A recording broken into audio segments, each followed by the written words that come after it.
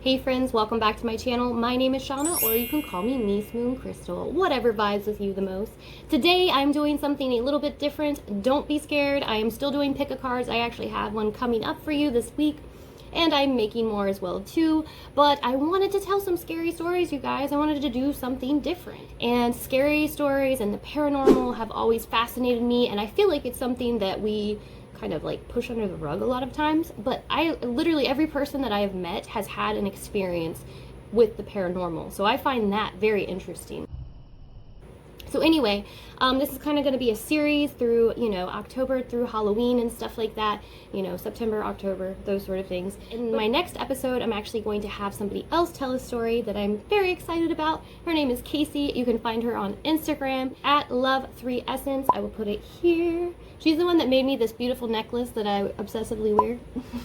So anyway, I would go check her out, and she is actually going to be in my next video telling this story, and I'm excited because this is a story that the story that she is telling is one that I grew up learning, and I don't know. Anyway, stay tuned, because if you're not subscribed, then subscribe, because I'm excited about her story. I'm excited about all these stories.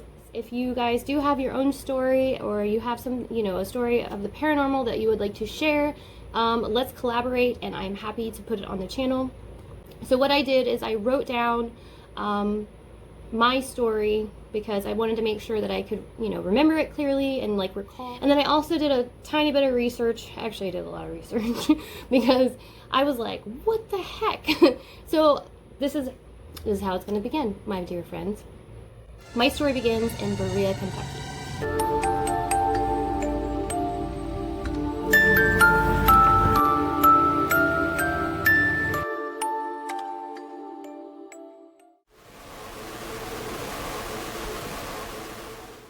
And this is a place that I grew up going to every probably month, because this is where my grandparents live. I'm from Dayton, Ohio, or Kettering, Ohio is really where I'm from.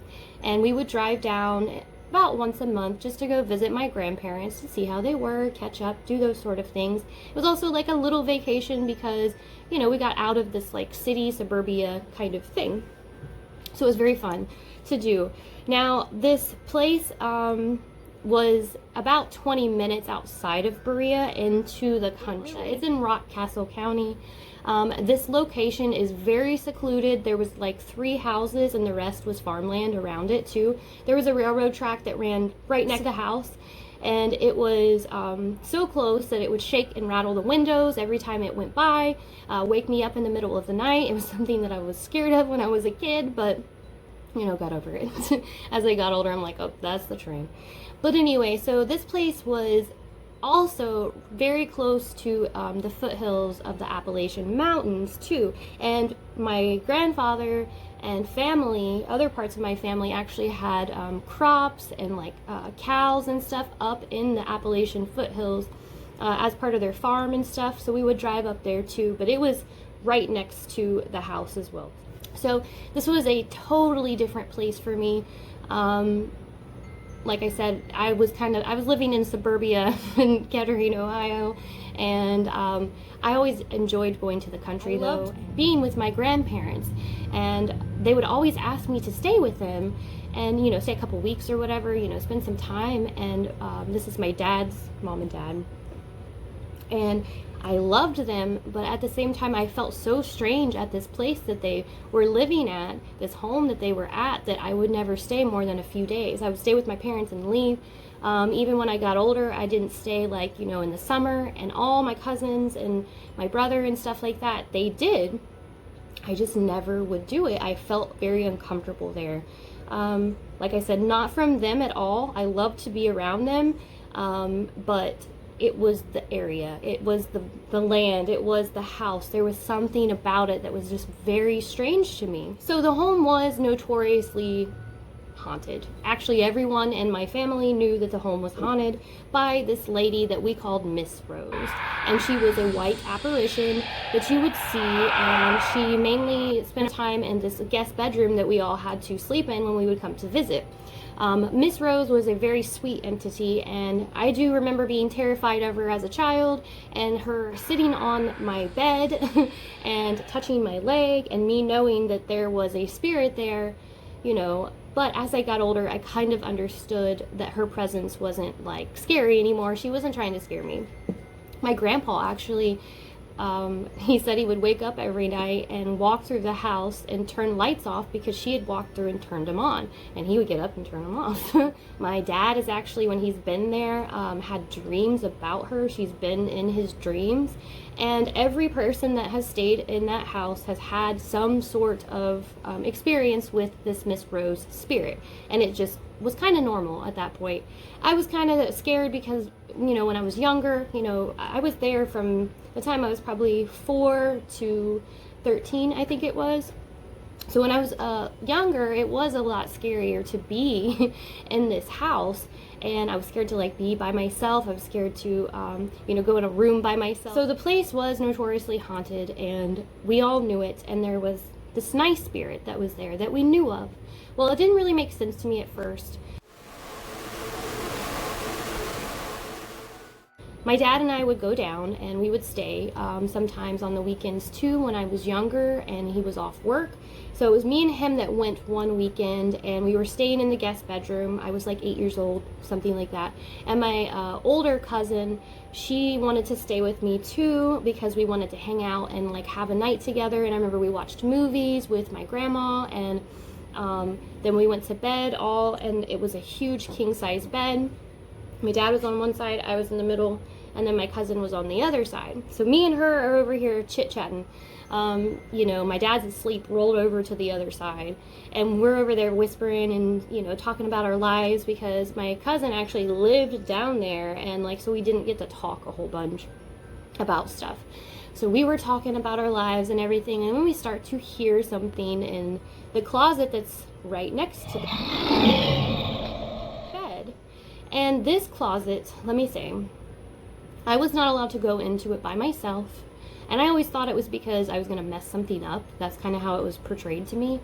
But I wasn't allowed to just go open that door and go look in there. I had to have an adult. I at one point wanted to play in the closet. I don't know.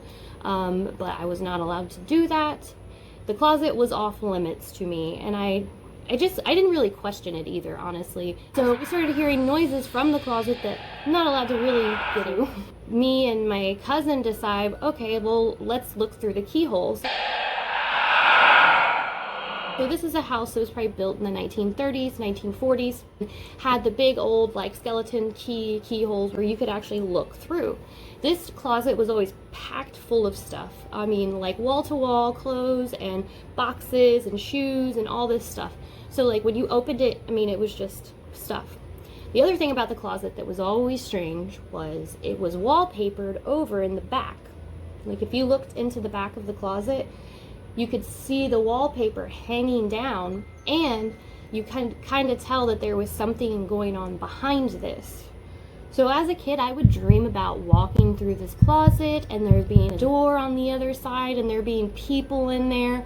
I dreamed about scary things being in there. But there was something about, I knew that there was a door or a passage or something else in this closet. Going back to the night that, you know, me and my cousin are hearing these noises and stuff going on in this closet, we get down and she kneels down and looks through the keyhole first.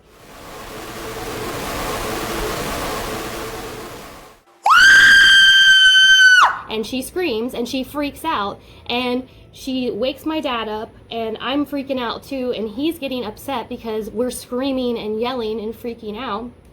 I looked in the hole too, and I started freaking out. My dad is going, "What is wrong?" And all I can explain to you guys is what I saw was all that stuff that was in the closet was not there anymore. It looked like a black room. And in the black room, there was a creature, a dog-like creature in the center of it. And I know this sounds crazy, but it was like it was transforming. Now, I wasn't the only one that saw this. I promise you, my cousin saw it. She actually left that night. She refused to sleep in that room ever again. And this was when we were young. It was a strange experience. I've never seen a creature before. You know, ghosts, I could kind of understand. Even at that age, I had some experiences with ghosts. Actually seeing a creature was a totally different thing for me. And I still have never seen anything like this to this day.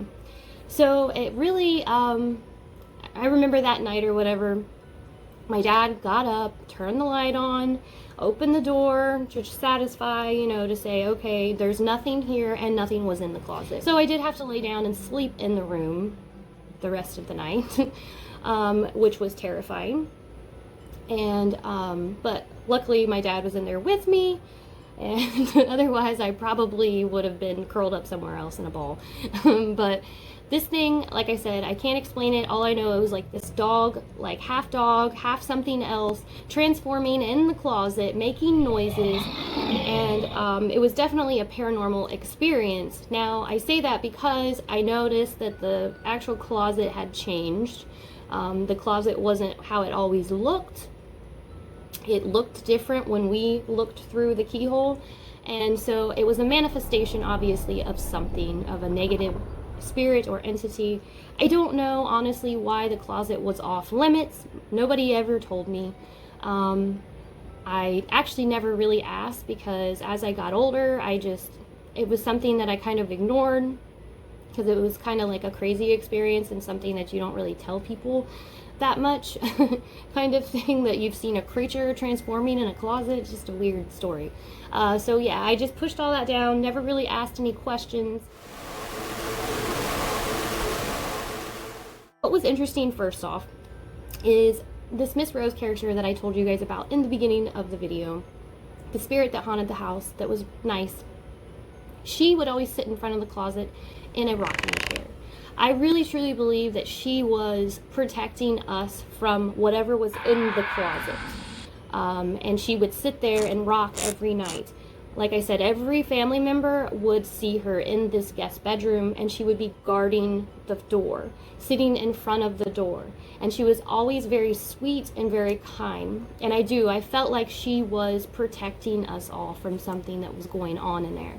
I don't know, like I said, my parents, my grandparents, nobody, and now they're passed, you know, nobody ever really told me what happened in that house, why there would be possibly a secret passageway behind there. So I did a little digging, and I found out that Kentucky is a pretty big hotspot for paranormal activity. They actually see UFOs a whole bunch. They have creatures, skinwalkers, werewolves. The other thing that was big there was hellhounds, and I do know that Kentucky has a lot of caves, and these are places that, you know, creatures could potentially hide and go into, things that we have never seen before. So I dug a little bit further, because at first I was like, well, maybe this passageway has something to do with like the Underground Railroad, or something, you know, in that sense.